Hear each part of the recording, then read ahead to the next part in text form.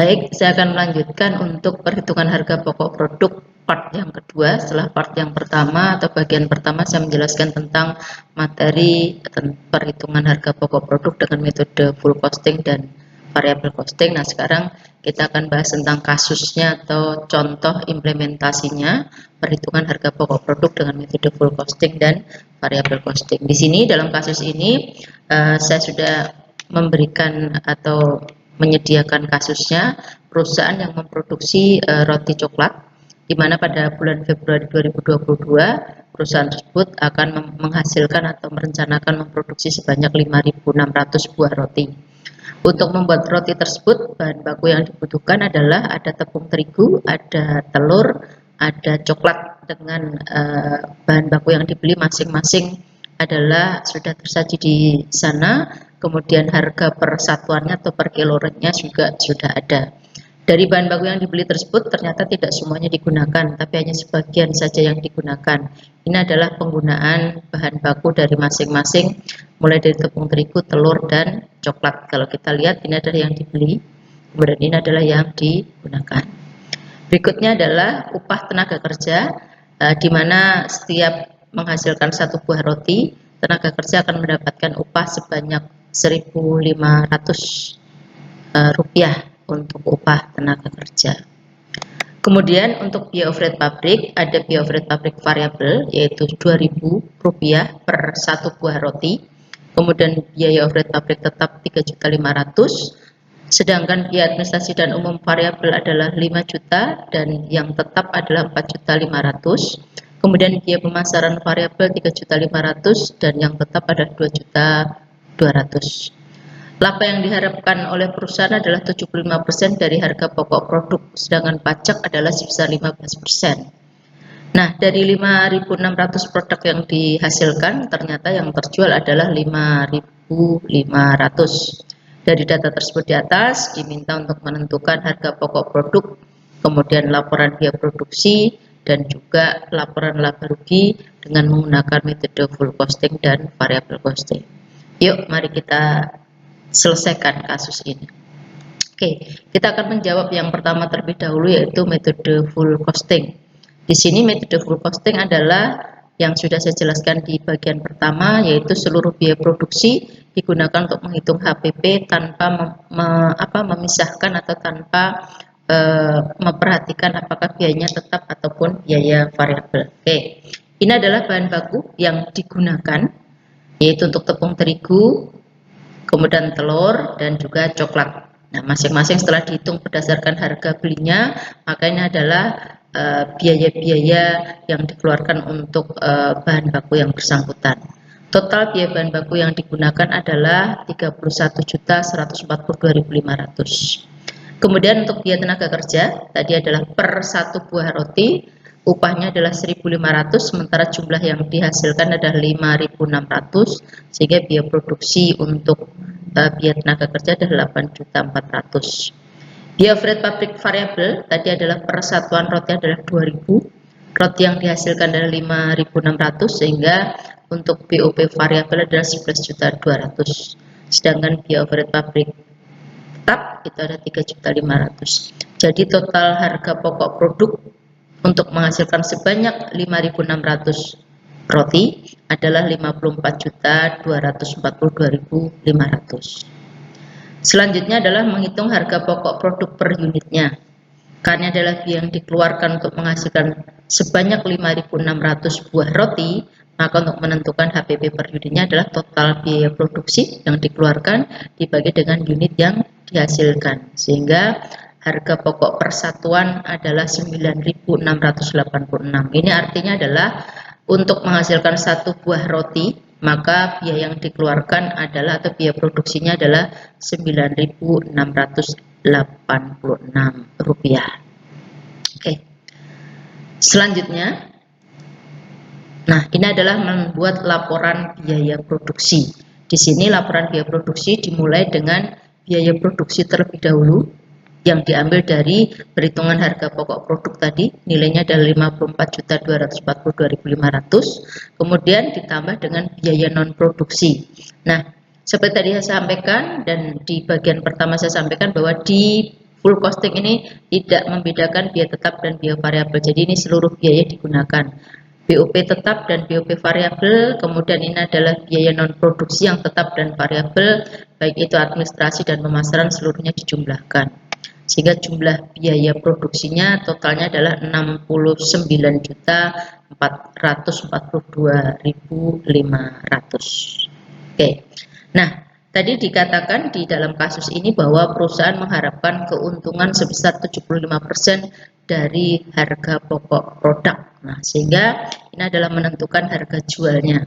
Tadi harga pokok produk per unitnya adalah 9.686, kemudian ditambah dengan 75% adalah laba yang diharapkan, dikalikan dengan harga pokok produknya, sehingga harga jualnya adalah 16.950,5. Kita bulatkan saja menjadi 17.000. Jadi untuk satu buah roti itu harga jualnya nanti adalah 17.000, dengan harapan kalau terjual maka memperoleh keuntungan sebesar 75% dari harga pokok produknya. Selanjutnya adalah menghitung laporan laba rugi atau menyusun laporan laba rugi. Yang pertama adalah penjualan. Dari kasus ini produk yang terjual adalah 5.500 dengan harga jualnya tadi ada 17.000, maka total pendapatan penjualan adalah 93.500. Ya. Kemudian harga pokok produk, karena yang terjual hanya 5.500, maka yang dihitung harga pokok produknya juga hanya yang terjual saja, yaitu 5.500 dikalikan dengan harga pokoknya. HPP-nya adalah 9.686, sehingga harga pokok produk dari sebanyak 5.500 adalah 53.273.000, sehingga diperoleh ke operasi adalah 40.227.000. Kemudian dikurangi dengan biaya non produksi. Tadi biaya non produksi totalnya adalah 15.200, sehingga laba sebelum pajak adalah 25.027.000. Kemudian pajaknya adalah sebesar 15%, dikalikan dengan laba sebelum pajak, maka dihasilkan jumlah pajak atas keuntungan atau laba adalah 3.754.050 rupiah. Sehingga laba bersih setelah pajak adalah 21.272.950. Itu adalah metode yang full costing. Jadi di sini seluruh biaya digunakan untuk menghitung biaya produksi tanpa memisahkan atau membedakan yang tetap dan variabel. Sekarang kita lanjutkan untuk metode yang variabel costing, ya. Di mana dalam metode variabel costing adalah hanya biaya yang variabel saja yang digunakan untuk menghitung harga pokok produk. Nah, sekarang kita lihat di sini untuk biaya bahan baku masih sama seperti full costing, biaya tenaga kerja juga sama seperti metode full costing. Nah, jadi bahan bakunya tak sama, 31.142.500 dengan perhitungan ini sama. Kemudian biaya tenaga kerja langsung juga sama, karena ini adalah merupakan biaya variabel. Biaya bahan baku dan biaya tenaga kerja langsung adalah biaya variabel. Nah, untuk biaya overhead pabrik, maka di sini yang digunakan hanya yang variabel saja. Kalau tadi seluruh biaya overhead pabrik baik tetap maupun variabel. Sehingga di sini yang digunakan untuk menghitung HPP hanya sebesar 11.200.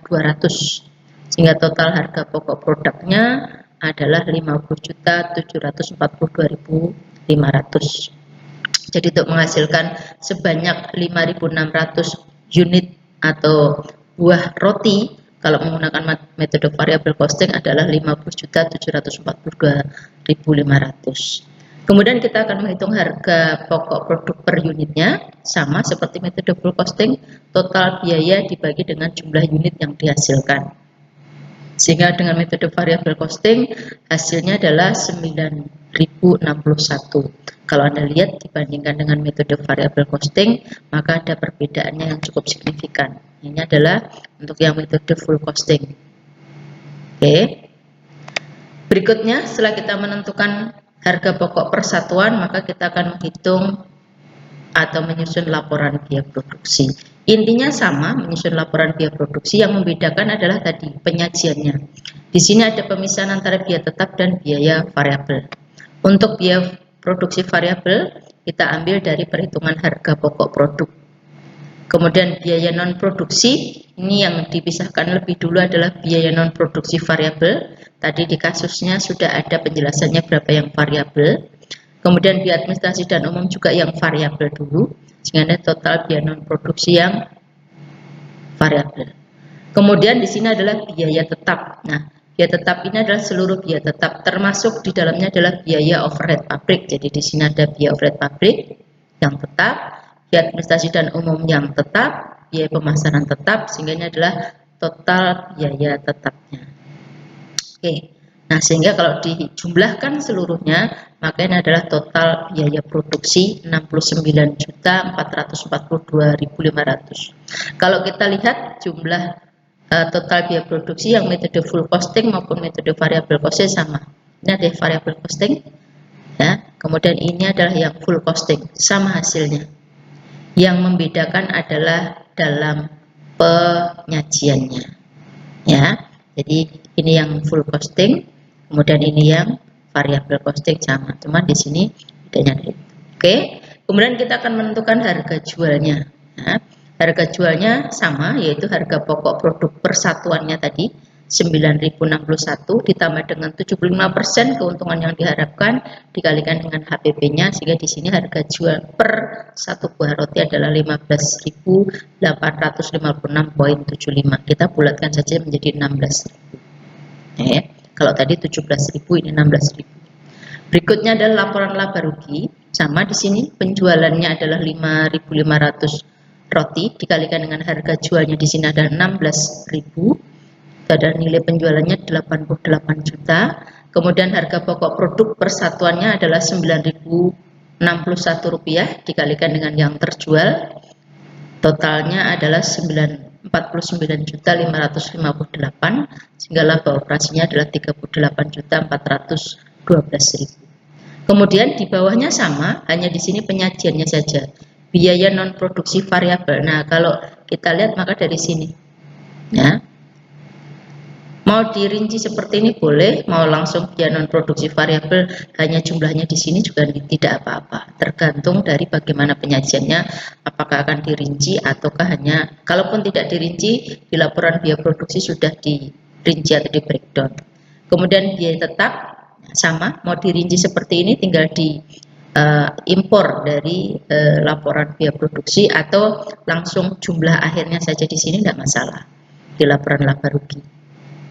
Sehingga total dari biaya non produksi baik yang tetap atau biaya tetap dan biaya variabel non produksi adalah 18.700.000. Nah, kemudian laba sebelum pajak adalah 19.732.000. Nah, pajaknya adalah 15% dari laba sebelum pajak. Nah, sehingga ini adalah jumlah pajaknya.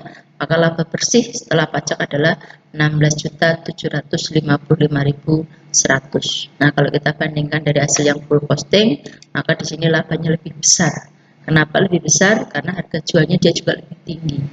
Harga jualnya. Nah, itu adalah yang metode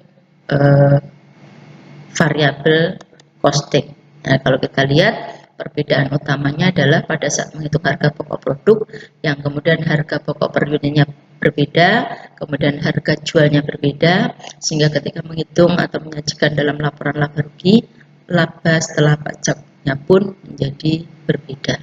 Yang metode